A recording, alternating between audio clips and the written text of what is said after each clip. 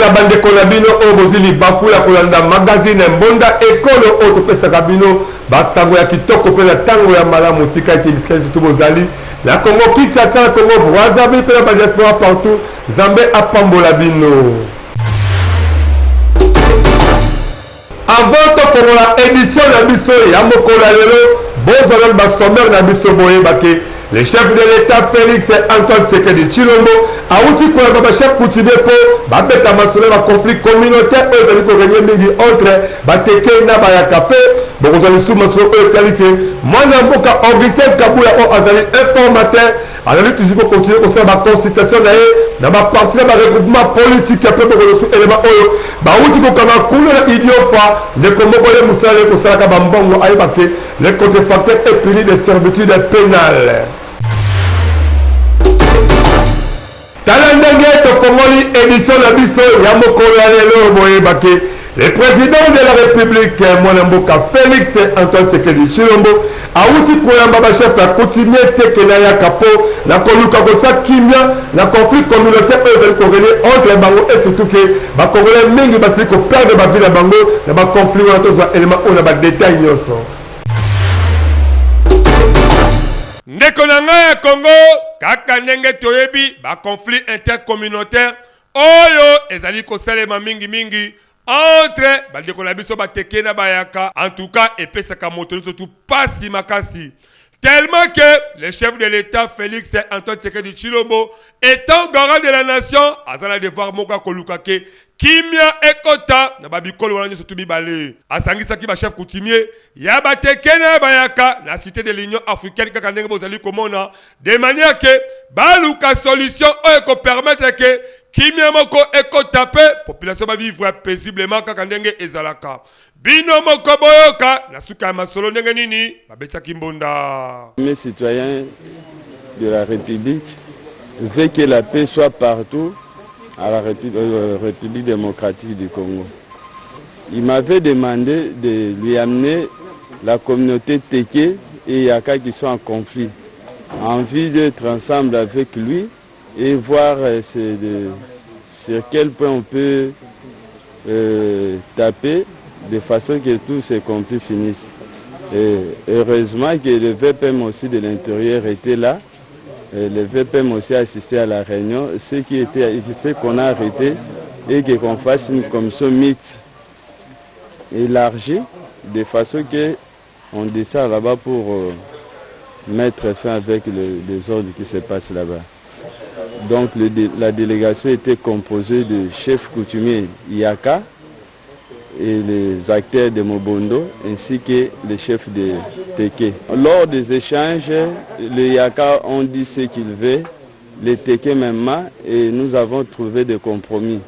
Et ces compromis nous promettent déjà que les choses vont marcher très bien. Et c'était sur la demande de deux camps. Ils ont dit non, si vous voulez la paix, il faut qu'on fasse une commission. Et cette commission va descendre pour mettre la paix là-bas.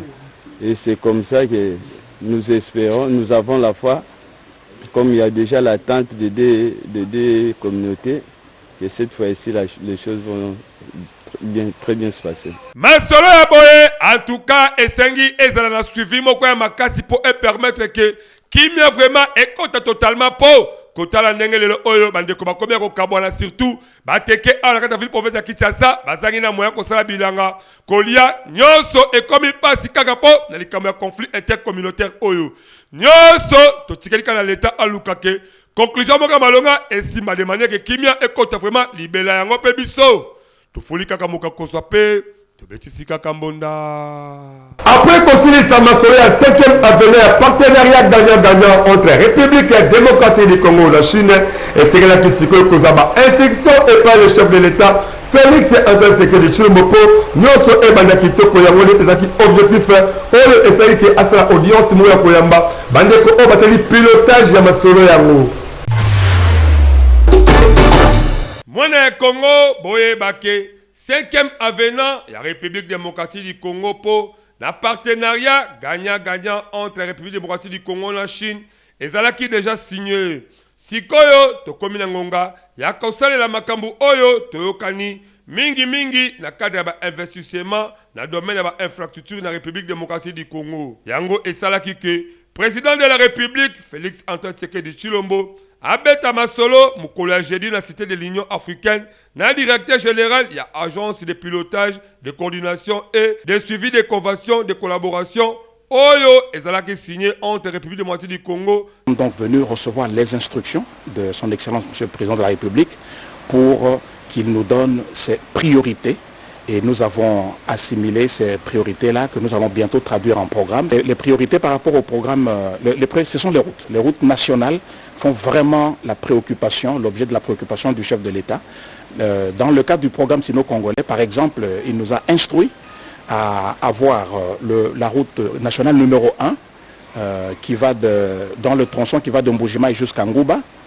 Il nous a instruit à faire la rocade, la route de contournement à programmer, hein, ce n'est pas nous qui faisons, mais nous programmons ça, le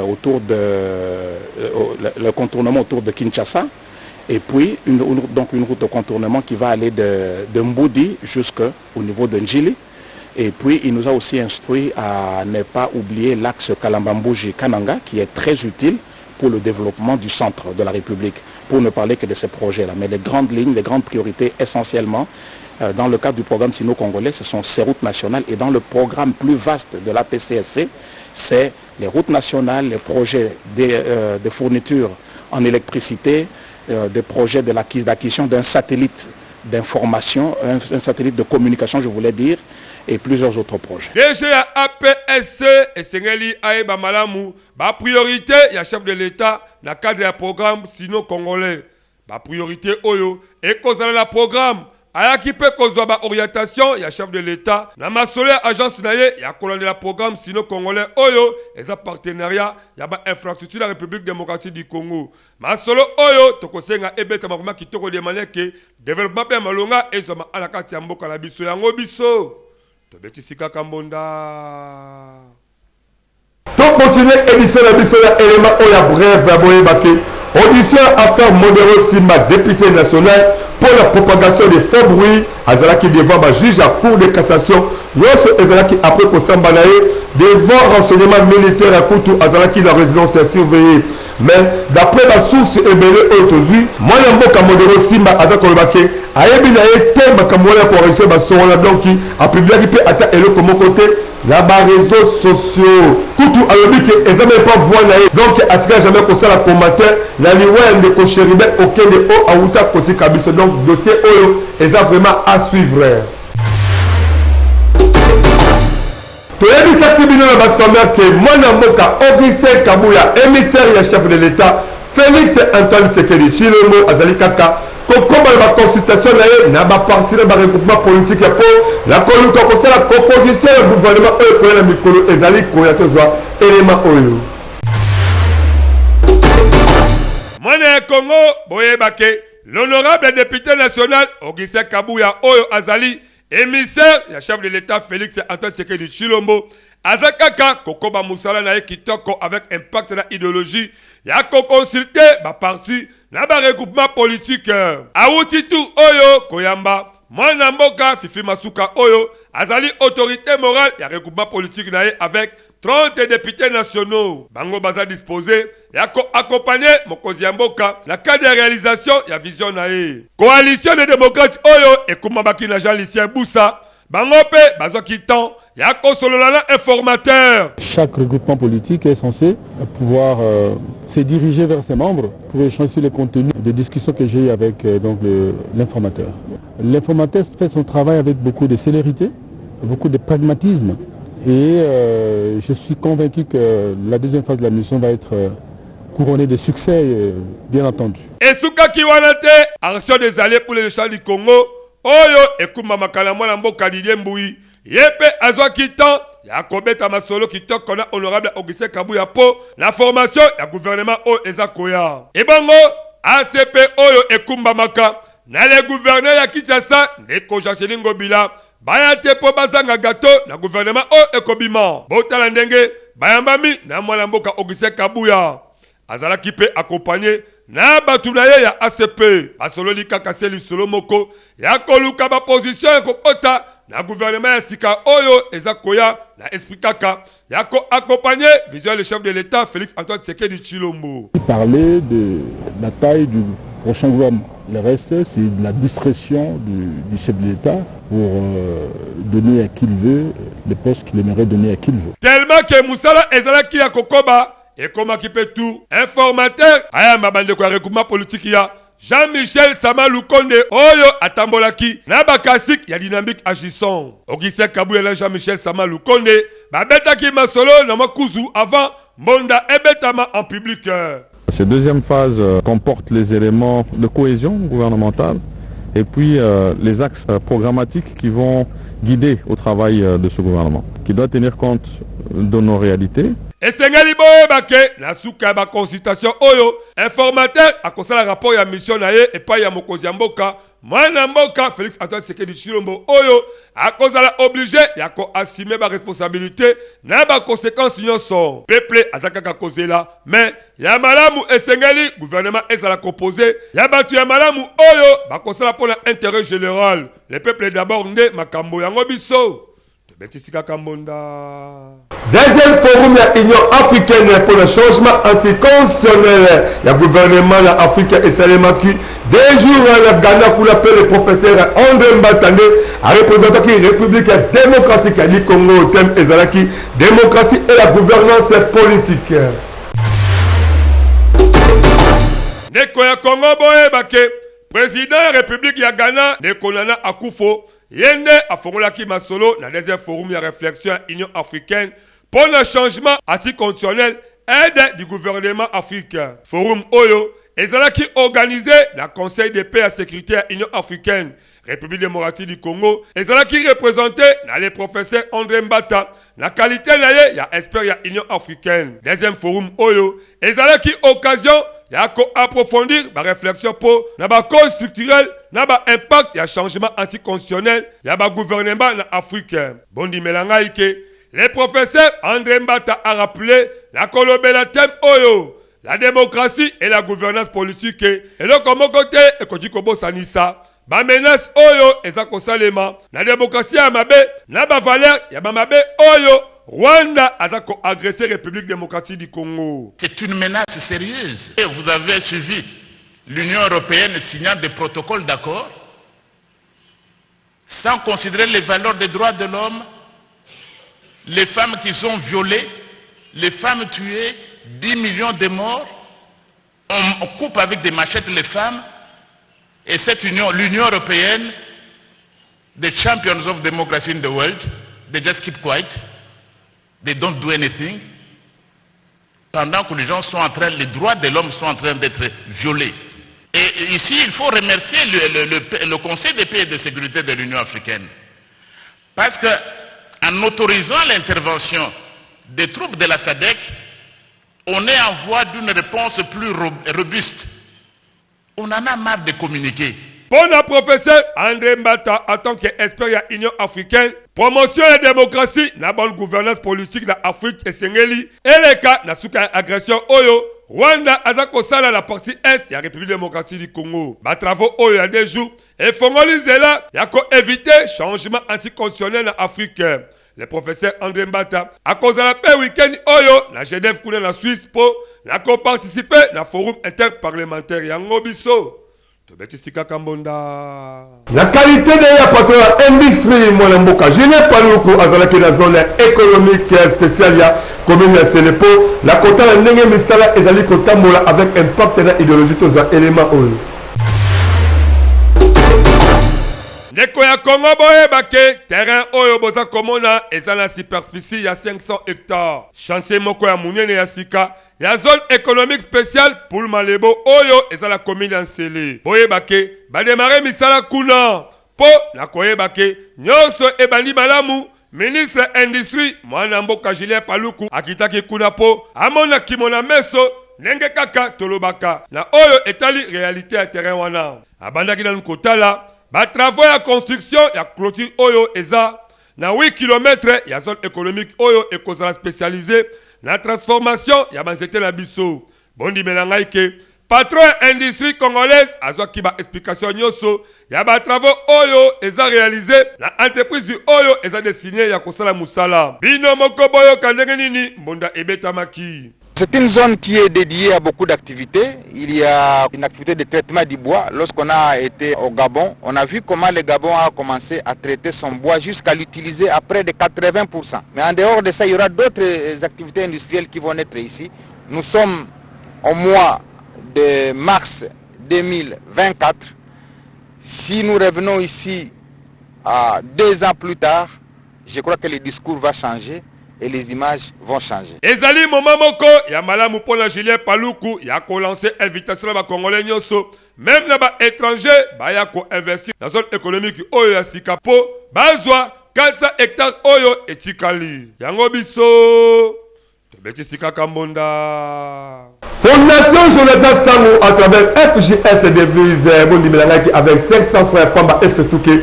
Bazali premier top champion de l'état social et qu'on permettre que Yona Lipota na yo c'est pour qui toque la fin de l'année.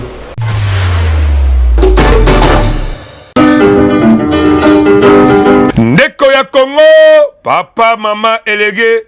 Tangu esi ebelemi yo moto oyo ozali kolala la pongi lamukapo omona misala kitoko Fondation Jonathan Sangou aza kosala à travers ba service na ebele oyo ezana kati ya fondation yeba ke na Fondation Jonathan Sangou à travers FJS Devise na 500 fois ya pamba par jour et kosala ke na suka mvula yona libota na yo mobimba bolia bomela pebo fete kitoko tala ba oyo ba pesaka confiance na Fondation Jonathan Sangou ba fetaki kitoko vula oyo euti kosila asina sepe ndenge to biloko mbongo biso to pesaki na biloko to zui eza ndenge moko te po biloko to zui eleki na mbongo oyo biso sani ni to pesaki ça on a lancé ba mo ba moni et donc on a osé le kuta.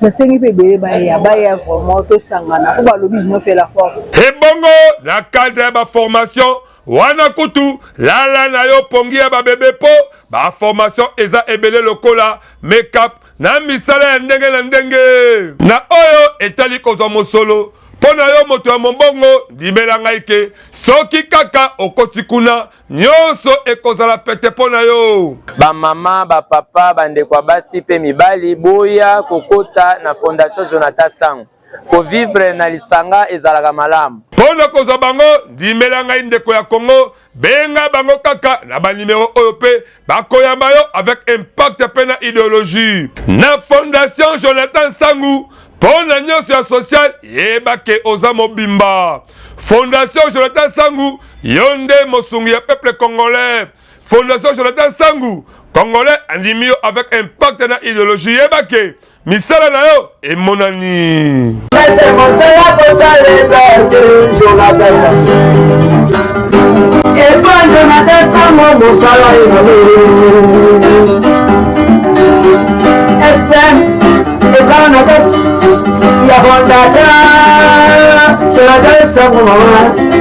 To continuer journée la biso la communiqué nécrologique oyo.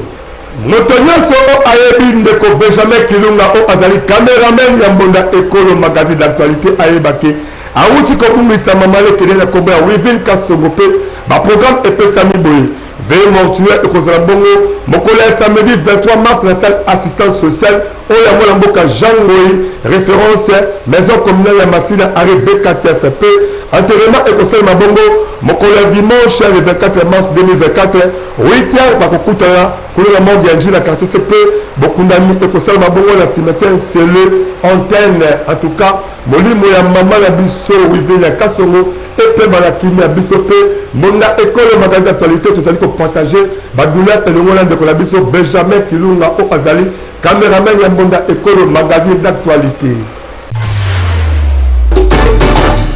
Ebisa kibino na basonda ke eza kosala pasi na territoire ya Idio Fama uti kokanga frappeur oyo asala kalema mbongo abosala ke les contrefacteurs et punis de servitude pénale. Ndeko ya Congo esengeli boye bake les contrefacteurs et punis de servitude pénale. Yo mutu oyo emesala kosala mbongo yeba ke mokolo ezali bakokanga yo pe okokota boloko okende kolia vungure yeba ke ezalaka slogan te mais ezande réalité. La commissariat ya la police congolaise territoire ya Idiofa bakangi mwana mobali oyo la kombe Arsène Kiboko Richard ye asalaka ba multiplication ya bambongo atako epekisama na mibeko ya mboka bido moko boyo kanenge nini colonel ya la police abetisi mbonda. C'est la deuxième fois qu'on l'arrête, sous prétexte qu'il est frappeur. Le nom qu'on les appelle communément, c'est ça, frappeur. Donc, ils produisent de l'argent, ils vous demandent, donnez-moi $1000, moi je vous produis 1200, ou 1000, je vous produis 3000, 4000, mais en réalité, il a besoin de vos 1000 là, pour qu'enfin, à cause de ça. Et bongo, yemoko, boyo kanenga nini, azako sala ba défense na ye. Na sala majina na kuma marabu na wana marabu tatu yakoyeba ezake abimaka lokola aza agent MONUSCO commandant à la police akebisi population na ba frappeur ya lolenge oyo. Il fabrique l'argent, il faut vous dire en tête déjà que vous êtes en face d'un escroc, parce que souvent ils finissent toujours par fuir. C'est le cas d'espèce, quelqu'un qui se retrouve ici avec les badges de la MONUSCO sans pour autant que la MONUSCO soit installée à Idiofa. Bondi melangaike basi batambusiye depa na maboko ya justice po ateyama ndenge kaka mibeko mboka eza kosenga yango biso tobetisika kambonda. Vula munene euti kobeta kule la cité ya Sonabata la territoire ya Kasangulu la province ya Congo central et bebisi hôpital général ya kwa wana pe ba malade ba komi vraiment exposé na ba makambo ya mabela ndenge basengi na bato bitema mawa ba meka kusunga bango. Ndeko ya Congo boye bake badega ba vula e lisusu na ndenge ya mabe makasi bondi melangaike oyo euti kobeta na Congo central. La cité ya Sonabata, kuna na territoire ya Kasangulu, et sali ba dégâts matériels, la hôpital général de référence ya cité wana. Ba toiture ebele, ba bâtiment, ba différents services ya hôpital et quoi na mupepe ya makasi oyo, ezalaki na mvula wana. Hôpital oyo, ezaka kango mokote oyo eza touché. Même école catholique ya Sonabata, yango pe ezu mboka kaya boye. Ba maladi oyo bazalaki interné, bazui pasi makasi na action naturelle oyo. Et bongo bandaku oyo ezalaki ya kotongama yango pe en tout cas mawatro ba maladi ba komi vraiment exposé na ba condition moko ya mabe makasi souci ezakaka bazwa esika oyo bakobatama. Les constats qu'on pouvait faire donc le bâtiment qui est derrière nous c'est les soins intensifs chirurgie et à l'intérieur il y avait 6 cas opérés. Vous allez voir qu'il y a la médecine interne femme, on ne saura plus aussi récupérer sa toiture, c'est pas emporté mais c'est défectueux pour le moment. Il y a eu écroulement des colonnes qui soutenaient la toiture et puis il y a des fissures vraiment étant donné que les colonnes se sont projetées sur le versant antérieur du mur. Il y a des fissures qui nécessitent à ce qu'on répare vraiment. Comité de gestion et formation médicale Oyo et Kumbamaka, la médecin directeur Jean-Didier Massamba, na docteur Mambo, babetisi monda SOS, ba autorité compétente, na batu ya mitema malamu, na ya mawa, baya kosunga bango. Bondi melangaike, hôpital Oyo, eza presque, na 100 ans d'existence, eza kosenga vraiment, ko réhabiliter yango po, ezonga kitoko yango biso. Tobetisika kambonda. La commune d'Angélique, quartier 13, bon dimanche, que Baouti Okanga, Moïbi Moko Oye, après l'article 15 d'ailleurs, il y a Koyi Babapou qui n'a chantier à Baninga, dans l'élément au signé Papi Mateka. Et comme il passe, Ndeko ya Congo, la bagène ya lelo Oyo, Baboyi Koye Kola, attaque au gratuité enseignement et zali. mais bamipesi na bango komela biloko ya makasi po basalaka baaksi oyo eza contraire na mibeko ya mboka. Mwana mobali oyo boza komona ye article 15 na ye amipesa ya koyibaka babrike na bachantier ya bandeko oyo baza kotongama. Il faut koyeba ke 99 jours ezalaka bamiyibi pe 100e jour ezalaka l'État. Tala ndenge ayi kokoya na filet bapatrouilleur oyo bazali kotambola mingi kuna la commune ya Njili quartier 13h. Kelbake la police ya kumbi pe banalaka te batie maboko bino moko boyoka ndenge nini babetisaki mbonda. Jeune oyo lobi na butu vers 0h tozalaki na patrouille tokutani na jeune oyo na babrique azomema babrique na quartier oyo babengi yango Bakwanga tobriske ye na veni Kinchoni. Donc tobriske ye asali risque lokola ke azalaka na lupango wana tolandeli ye tokangi ye oke abukaki meme porte ya ndaku ya bato wana bango nyonso balalaki. Message ezaki oyo nyonso mokonzi na ngai alobi eza normal, eza eloko ya kobamba te, eza eloko ya kokosa te. Alors na ere wana ya lobi babrike eza ya ye, mais 0h jamais eza na payo batekaka babrike na 0h te. Makambo ya boye eza kosala pasi pe mawa na komona bilenge ya lelo esengeli boyekola bamétier oyo kopermettre ke lobi bokoma utile na société. Esengeli pe boyeba ke kuluna tope moyibi ya 40 ans 50 ans azalaka na ye te. Ngonga yango oyo ete ya yo yango biso tobetisika kambonda.